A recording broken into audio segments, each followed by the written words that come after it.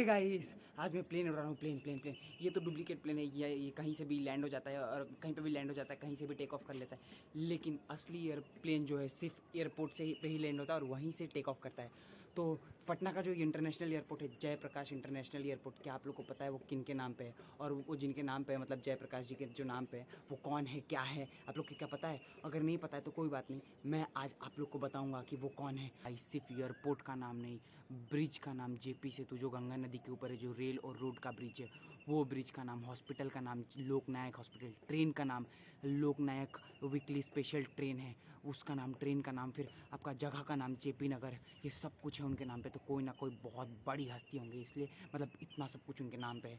तो पहले अंदर चलता हूँ, अंदर अंदर घर पे चलते हैं अंदर, उसके बाद अच्छे से समझते हैं कि वो कौन है। तो चलो अंदर, चलो चलो चलो चलो। हे गाइस, वेलकम टू अंदर अंदर अंदर। और इस वीडियो में हम लोग मतलब बिहार और आसाम दोनों जगह जाएंगे। मतलब ऐसे तो जाते आते नहीं रह सकते ना एक ही बार में, तो मतलब वर्चुअली जाएंगे। ये वाला मेरा प्लेन है जो, इससे जाएंगे। तो लेट्स गो। शुरू करते हैं रामाधीर सिंह दिनकर जी का एक बहुत ही प्रसिद्ध कविता से कि सिंहासन खाली करो जनता आती। ये कविता जो मैंने आप लोगों को अभी सुनाई, ये कविता बस एक कविता ही थी तब तक जब तक लोकनायक जयप्रकाश नारायण जी ने इसको एक क्रांति का रूप नहीं दिया था। ये क्रांति कब हुआ, मैं वो सब कुछ एक्सप्लेन करता हूँ। मैं डायरेक्टली क्रांति समझा दूंगा तो समझ में नहीं आएगा ना, तो शुरू से शुरू करते एकदम पहले से। तो सबसे पहले ये जानते हैं कि लोकनायक जयप्रकाश नारायण जी कौन थे, कहाँ से थे, वो सब कुछ समझते हैं। तो पहले उनके जन्म से स्टार्ट करते हैं लोग। गाइस, अपना जो प्लेन टेक ऑफ किया था वो सीधा बिहार के छपरा डिस्ट्रिक्ट के एक गांव में सिताबदेर में लैंड कर गया है। और ये सामने हमारे जेपी ट्रस्ट है, जेपी ट्रस्ट जयप्रकाश स्मृति भवन सिताबदेर लाला टोला, यहीं पे जयप्रकाश नारायण जी का जन्म हुआ था। 11 अक्टूबर 1902 को, मतलब 11 अक्टूबर 1902 को उनका जन्म हुआ था। यहीं पे ये घर दिख रहा है जो आपको, इसी के अंदर उनका जन्म हुआ था। और उसके बाद से उन्होंने जो अचीवमेंट किए लाइफ में, oh my god guys, JP Narayan ji politics में थे लेकिन पॉलिटिशियन नहीं थे। वो एक रेवोल्यूशनरी थे, मतलब एक क्रांतिवीर थे।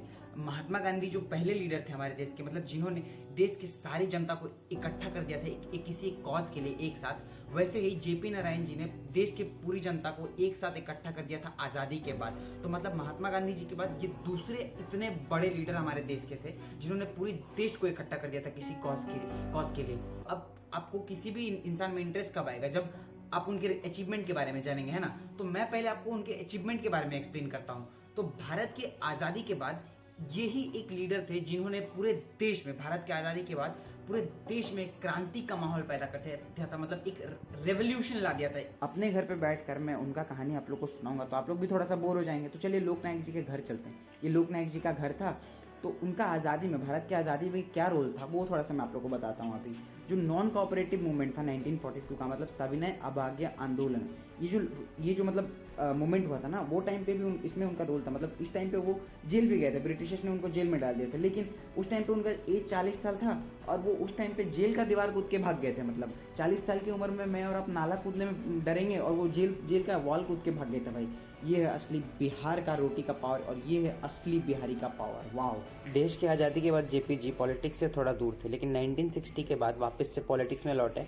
और उसके बाद 1974 के बाद इंडियन पॉलिटिक्स में उनका रोल बहुत ही ज़्यादा हो गया। ये पीरियड में क्या था कि बहुत ज़्यादा अनएम्प्लॉयमेंट था, बहुत ज़्यादा इन्फ्लेशन था, इतना डिमांड एंड सप्लाई, डिमांड और सप्लाई, मतलब जो चीज़ों का, खाने पीने का सामान का डिमांड होता ना, वो उस टाइम पे बहुत ज़्यादा था और सप्लाई जो था बहुत कम था। तो उस टाइम पे ऐसा होता था ना कि अगर मैं ये वीडियो उस टाइम पे शूट कर रहा होता ना, तो मतलब इतना खाना कम था ना कि भूख से, मतलब मेरे को खाना नहीं मिलता वो टाइम। तो भूख से ना मैं आप लोग को ये समझा पाऊँ, जो आवाज़ निकल रहा है ना मेरा, भूख से मेरा ये आवाज़ ही नहीं निकलता वो टाइम। एक और बहुत ही इंटरेस्टिंग चीज़ मैं आप लोग को बताता हूँ। जब लोकनायक जी का शादी हुआ था ना, तब उनका उम्र सिर्फ 18 साल था और उनके धर्म पत्नी जी स्वर्गीय प्रभावती देवी जी, उनका उम्र सिर्फ 14 साल था।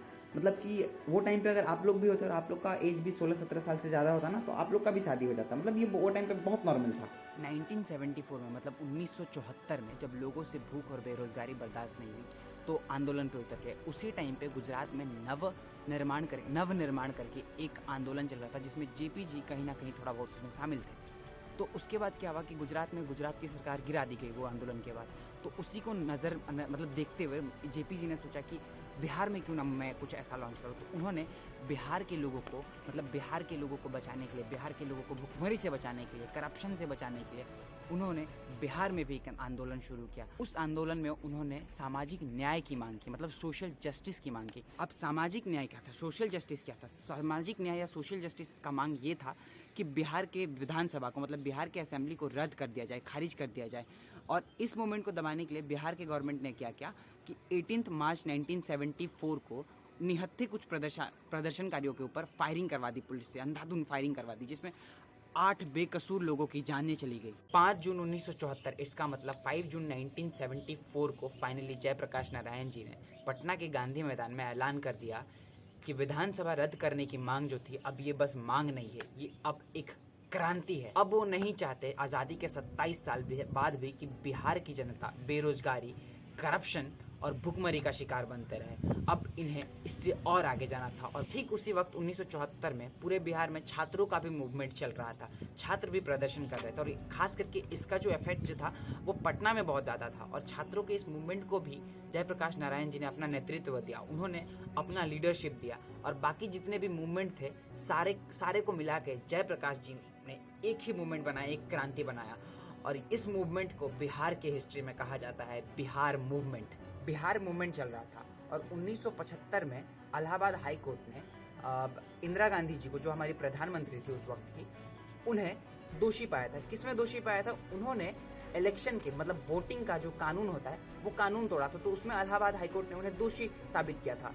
तो अब जेपी जी के पास मौका था कि बिहार मूवमेंट को और बड़ा करने का। और ये बिहार मूवमेंट, जिसे क्रांति नाम दिया गया था, उसको उन्होंने संपूर्ण क्रांति का नाम दिया, जो पूरे देश में एक बहुत बड़ा मूवमेंट बन गया। क्योंकि इन्फ्लेशन, भुखमरी, बेरोजगारी सिर्फ बिहार का प्रॉब्लम नहीं था, ये पूरे देश का प्रॉब्लम था। और इसी मौका का फायदा उठाते हुए जेपी जी ने क्या किया कि इंदिरा गांधी के रेजिग्नेशन की मांग कर दी। वो चाहते थे कि इंदिरा गांधी रिजाइन करे, उसके साथ कांग्रेस के जितने भी चीफ मिनिस्टर से वो रिजाइन करे। इस मूवमेंट को ध्यान में रखते हुए इंदिरा गांधी ने क्या किया कि 25 जून 1975 के मध्य रात, मतलब मिडनाइट से उन्होंने पूरे देश में इमरजेंसी लागू कर दिया। और उसी दिन मतलब अपोजिशन के जितने भी लीडर थे उनको पकड़ के जेल में डाल दिया। फिर क्या था, दिल्ली के रामलीला मैदान में जयप्रकाश नारायण जी ने 1 लाख से ज़्यादा लोगों को संबोधित करते हुए राष्ट्रकवि रामाधीर सिंह दिनकर जी का वो फेमस पोएट्री सुना दिया कि सिंहासन खाली करो,